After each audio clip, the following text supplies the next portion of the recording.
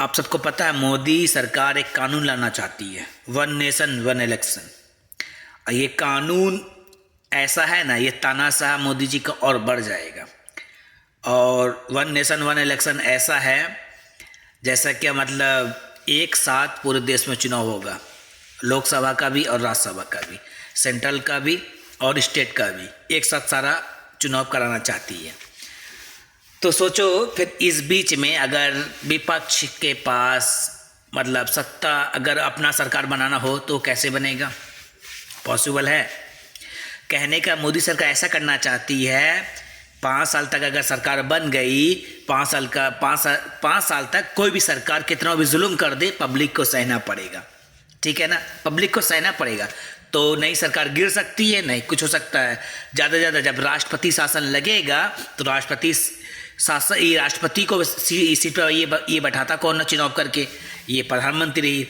जो प्रधानमंत्री जब राष्ट्रपति को बैठाएगा तो जैसा जैसा ये प्रधानमंत्री बोलेगा वैसा सा राष्ट्रपति करेगा।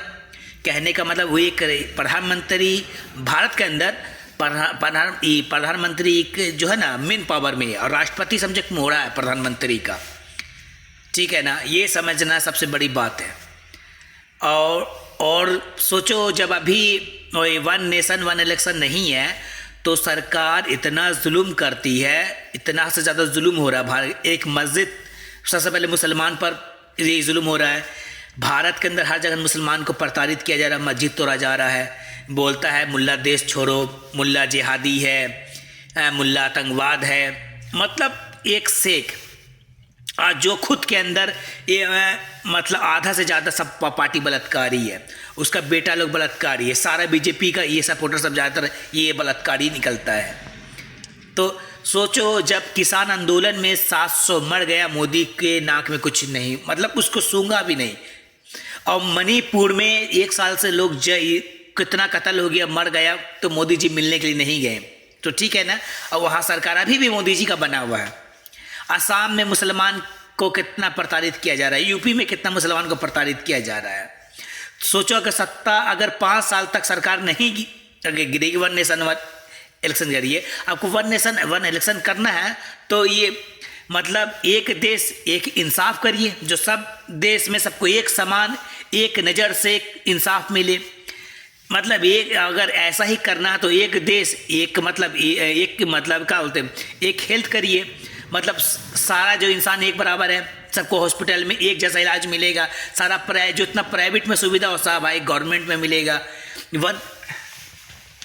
जाते जाते एक बात बोल देता हूँ, बीजेपी पर और आरएसएस संघी पर कभी भी भरोसा करने का नहीं है। कि बाबा साहब को तो वो दिखाने के लिए वो फूल माला चढ़ाता है, लेकिन मेन उसका जो लॉबी मेन है ना वो नाथुराम गॉडसे के है, और सावरकर और गोलवलकर के इसमें उसका थॉट है।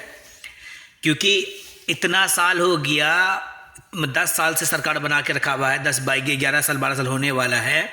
तो अभी अगर इसका नियत अच्छा होता ना तो आदमी अभी बेरोजगारी चरम सीमा पर नहीं पहुंचता। ठीक है ना। और योगी क्या बोलता है, भाई इजराइल हम अपने बंदे को भेजेंगे ये जॉब के लिए, तो ये शर्म की बात नहीं है। और डंके की चोट बोलता है हम इजराइल को। ये साबित ये होता है यूपी सरकार में बेरोजगारी बढ़ चुका है और 10 साल 20 साल यूपी पीछे जा चुका है।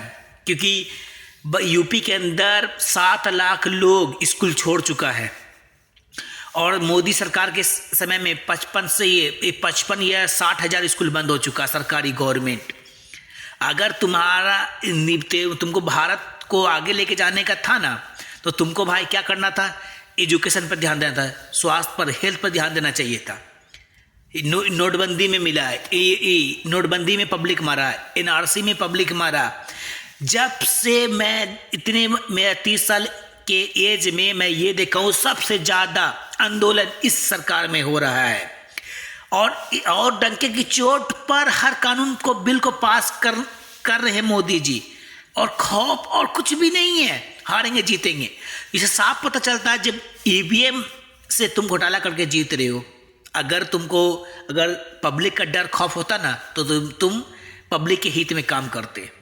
तुम कौन सा पब्लिक के हित में काम कर रहे हो? अभी लोग ईवीएम के खिलाफ इतना बड़ा आंदोलन कर रहा, तो इसके पक्ष में मोदी जी बिल नहीं बना रहे। आज से ईवीएम का मशीन खत्म, बैलेट पेपर से होगा। ये सब तुम सोच रहे हो। जब अभी ईवीएम होने के बाद धांधली हो रहा है, जब वन नेशन वन इलेक्शन हो जाएगा तो धांधली और बढ़ जाएगा और जुल्म बढ़ जाएगा। अपनी राय कमेंट करके बताना। और सच, ये सच है, क्योंकि संघी लोग और बीजेपी लोग कोर्ट में, सुप्रीम कोर्ट से कितनी बार आया, मस्जिद नहीं टूटेगा, किसी का घर नहीं टूटेगा, उसके बाद भी कितना घर ये तोड़ा गया। ये लोग बोलता कुछ और ये लोग बाबा साहब को मानेंगे, लेकिन बाबा साहब की नहीं मानेंगे। कहने बाबा साहब ने क्या बोला था, इस देश में सब किसी को ये हक है अपने अधिकार से जीने का, कौन क्या खाता नहीं पीता सरकार इसमें इंटरफेयर नहीं करेगी। लेकिन सर क्या कर रही है वो, धर्म के नाम पर ये लड़ाना। जब से आई है तो क्या किया है, मंदिर मस्जिद किया है, कभी मतलब रोजगार पर बात करता है मोदी जी, कभी एजुकेशन पर बात किया है, कभी टीवी वाला, कभी हेल्थ पर बात करता है, कभी देखे हो तुम लोग।